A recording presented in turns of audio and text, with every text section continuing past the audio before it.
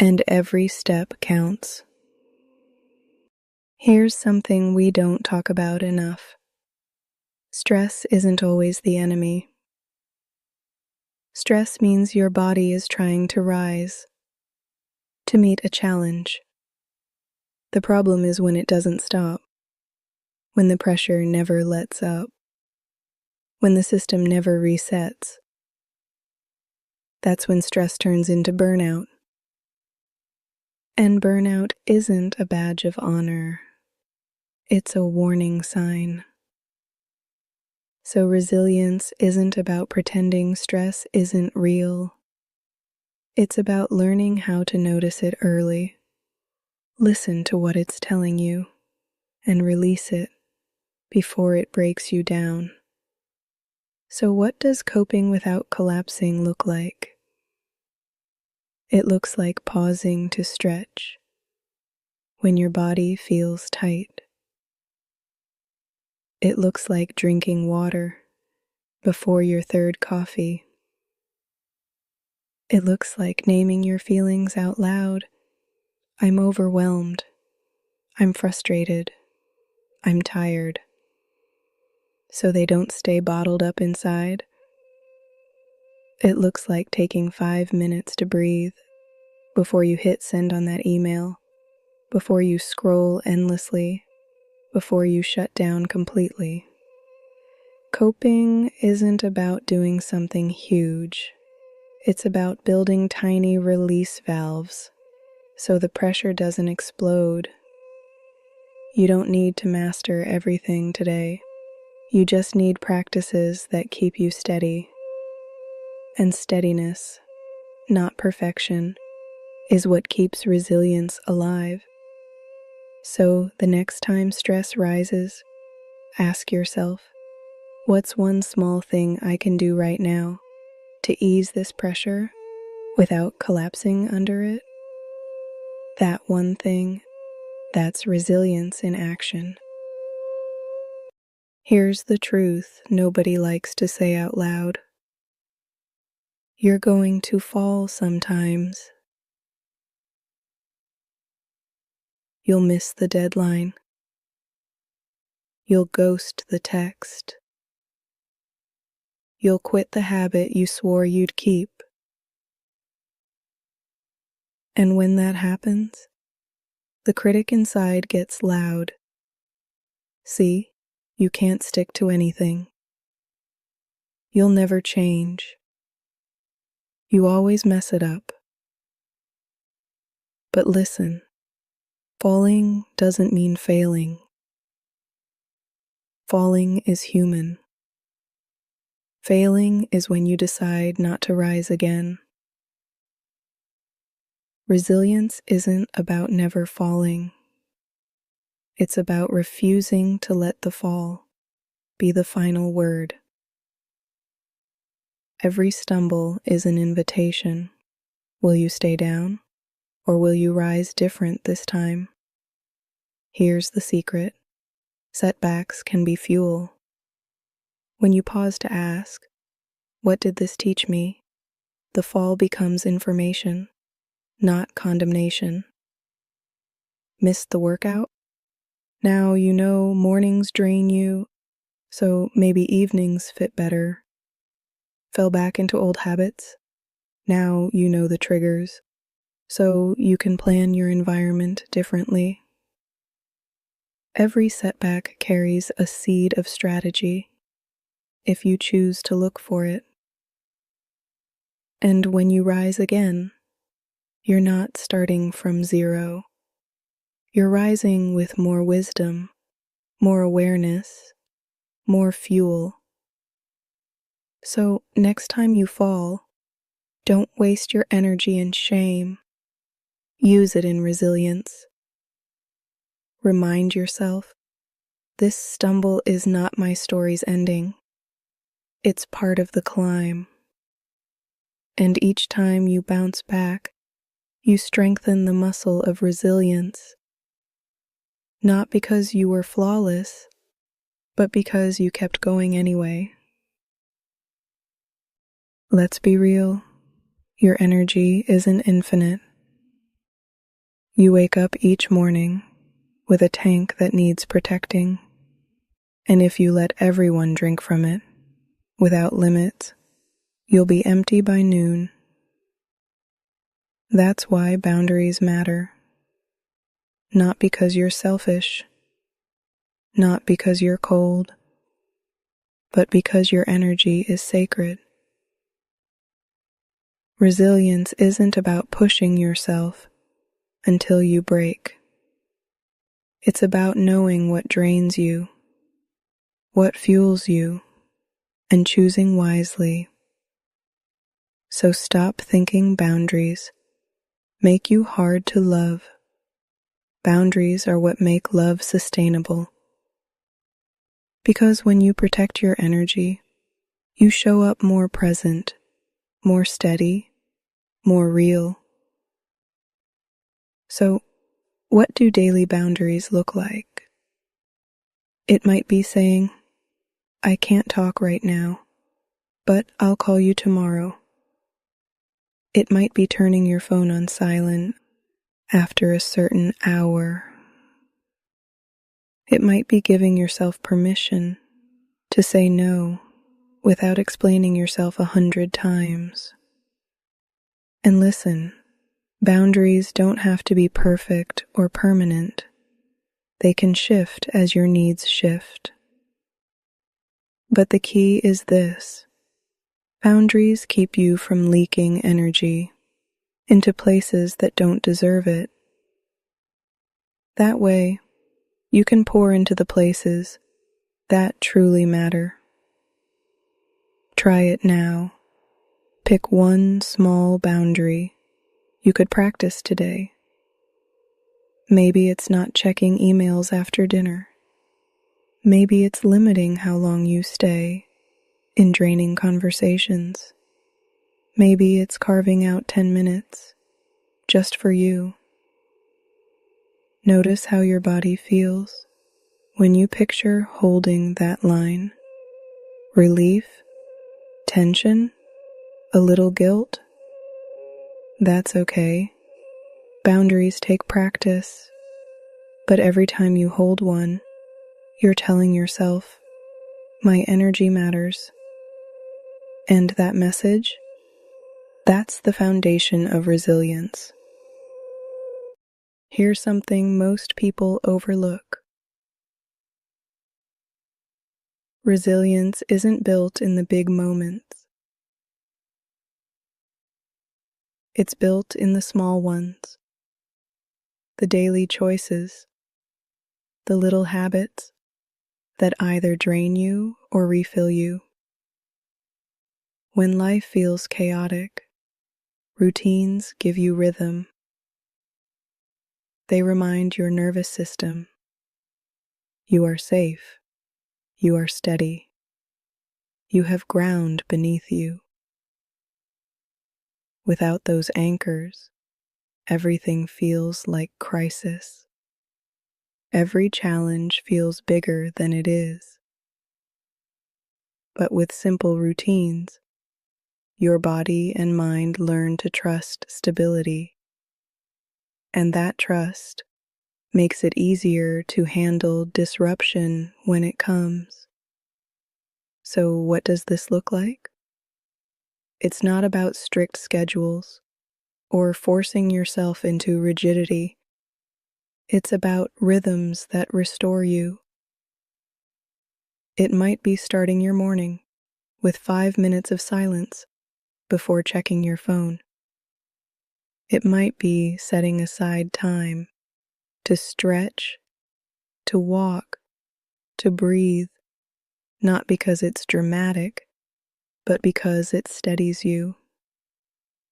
It might be ending the day by writing down one good thing that happened, so your brain learns to release stress instead of carrying it into tomorrow. These routines are not luxuries. They are resilience practices. Think of them like charging your phone. You wouldn't expect your battery to last without plugging it in.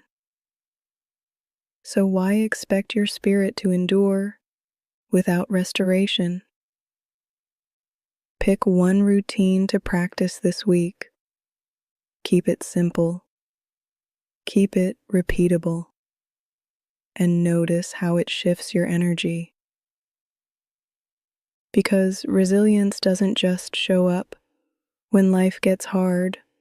It's built daily in the quiet choices that restore your strength before the storm comes.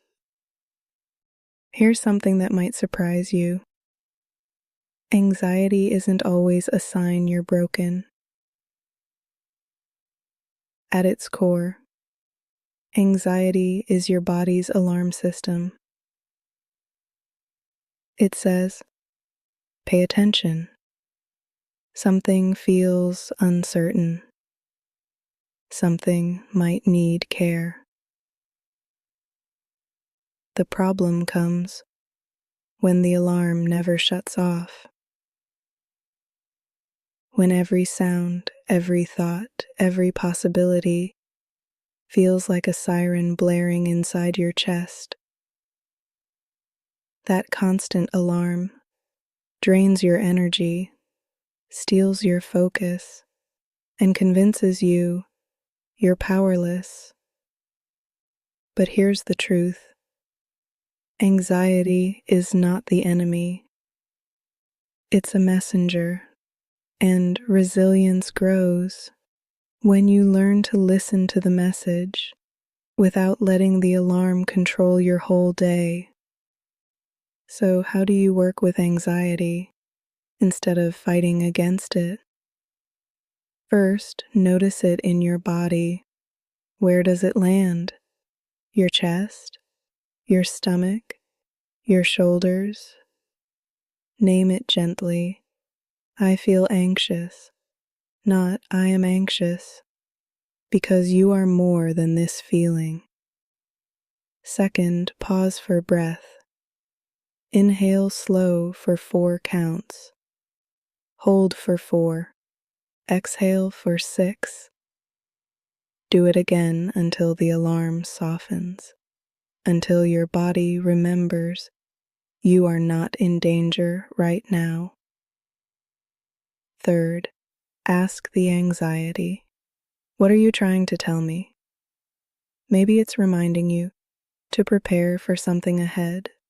Maybe it's telling you you've stretched too thin. Maybe it's pointing to a place where you need support. When you treat anxiety as awareness, you shift from panic to presence. Because now, instead of drowning in it, you're using it. And that's resilience. Not erasing the alarm, but learning how to respond to it with steadiness and care. So the next time anxiety rises, don't hate it. Don't shame yourself for feeling it. Pause, breathe, listen, and then act from awareness, not from fear. That shift, that's how you turn anxiety into resilience. Here's something nature teaches us. The strongest trees aren't the stiffest ones. The trees that survive storms are the ones that bend with the wind, not the ones that try to resist it. Resilience works the same way. When you're too rigid, when you demand perfection, when you cling to one plan, one path, one identity, life's changes feel like destruction. But when you stay flexible, you can adapt. You can shift your approach without losing yourself. You can move with the storm instead of snapping under its weight. That's not weakness. That's wisdom. So, how do you build flexibility? Start small. If a plan changes, instead of spiraling, practice asking, what's another way forward? If something goes wrong, instead of labeling it failure, ask, what can I learn from this? If a door closes, remind yourself, closed doors redirect me. They don't define me. Flexibility is a mindset shift. It's trading the question, why is this happening to me? For, how can I move with this and grow through it? And just like stretching a muscle, the more you practice, the easier it becomes. Try one flexible act today. Maybe take a different route home. Maybe say yes to something new. Maybe let yourself rest instead of pushing past exhaustion. Every time you practice bending, you prove to yourself, I don't have to break. That's resilience, not in pretending life won't test you, but in knowing you can adapt, shift, and still stand strong. Most of the weight we carry doesn't live in the present moment. It comes from replaying the past, what you should have done, what you could have said, what you wish had gone different. Or it comes from fearing the future, what might happen, what could go wrong, what you don't feel ready for.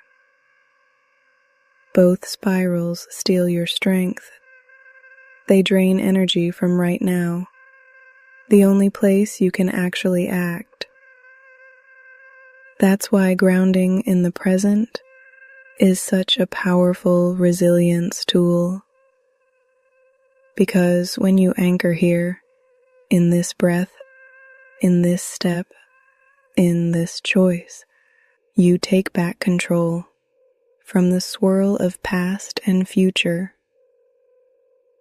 Here are a few ways to practice.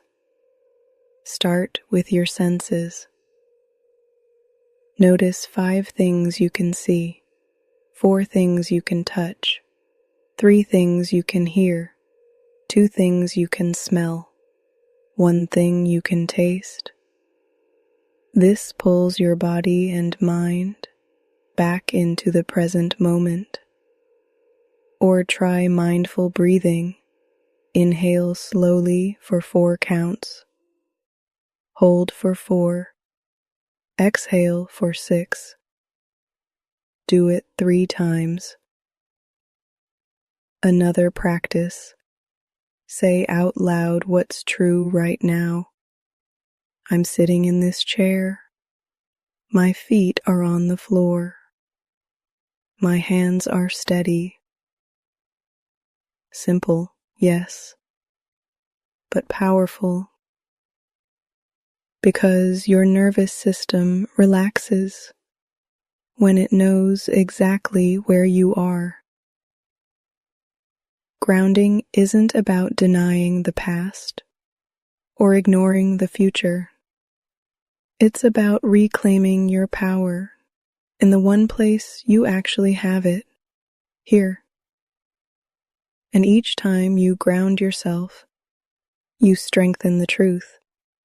I can handle this moment.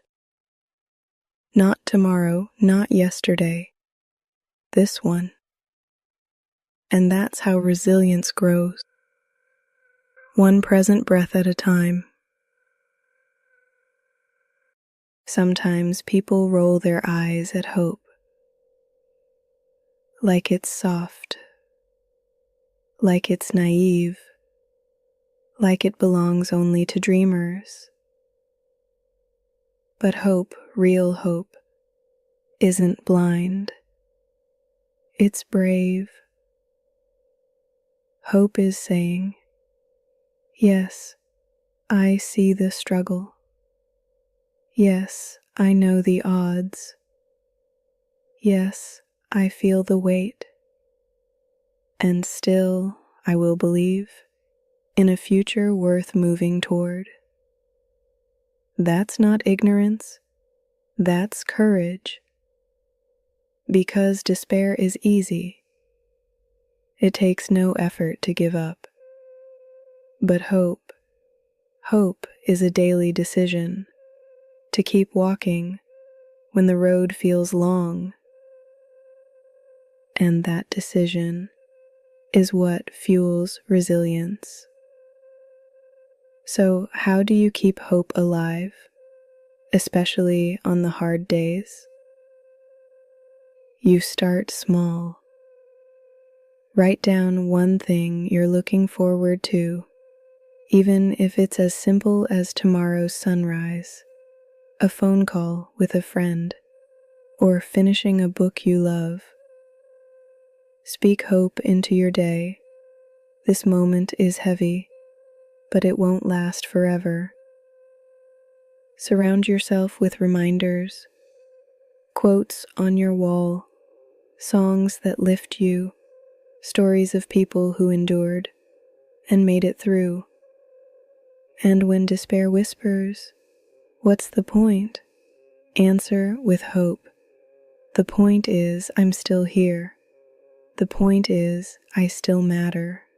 The point is, tomorrow still holds possibility. Hope doesn't have to be loud. It doesn't have to be constant. It just has to be present enough to keep you moving. Because resilience isn't built on certainty. It's built on faith that your effort, your healing, your journey is worth continuing.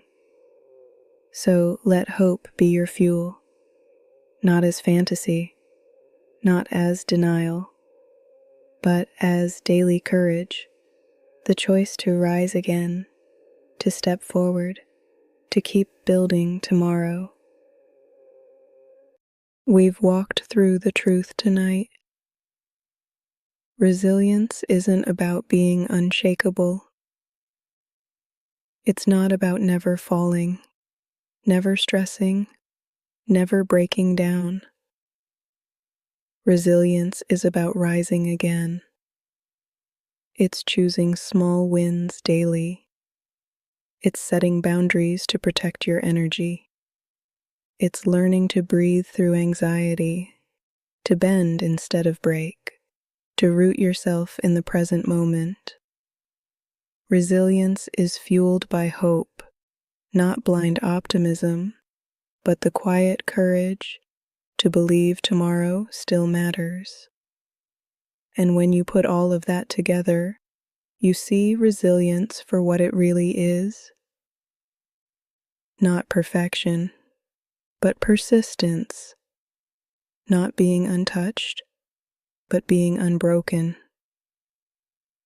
That's the strength you carry now. Take one more breath with me. Inhale steady. Exhale slow. Hold this truth in your chest. You are more resilient than you give yourself credit for. And resilience practiced daily becomes not just survival, but strength. But the journey doesn't end here. Resilience is powerful, yes, but it deepens even more when paired with understanding. At 9 p.m., Satoshi Tanaka will meet you. His voice carries calm precision, the balance of Japanese and English rhythm, the wisdom of emotional literacy. Where I have guided you to practice resilience in action, he will guide you to understand the language of emotions themselves so you can name them, navigate them, and never be ruled by them. So breathe once more. Inhale resilience, exhale readiness, and step forward from surviving with strength to understanding with clarity. Strength isn't always loud. Here's the thing about resilience. It's not always about being tough, loud, or unshakable. Sometimes resilience is soft. It's showing up for yourself when no one else is watching. It's sending the text you've been avoiding. It's getting out of bed on the day your body feels heavy. It's choosing water instead of numbing out again. Strength doesn't always roar. Sometimes it whispers. And those whispers, they add up. Every small choice to keep going, every quiet step forward, that's resilience at work. You don't need to break records. You just need to keep moving. Resilience lives in the small wins, the bed you made this morning, the walk you took instead of scrolling, the moment you paused to breathe instead of spiraling. These things may feel tiny, insignificant even, but your nervous system notices. Your mind takes notes. Your body remembers. I can still choose. Small wins stack. They build momentum. They remind you that you're not powerless, even when life feels overwhelming. So don't underestimate the little things. Write them down. Celebrate them. Let them remind you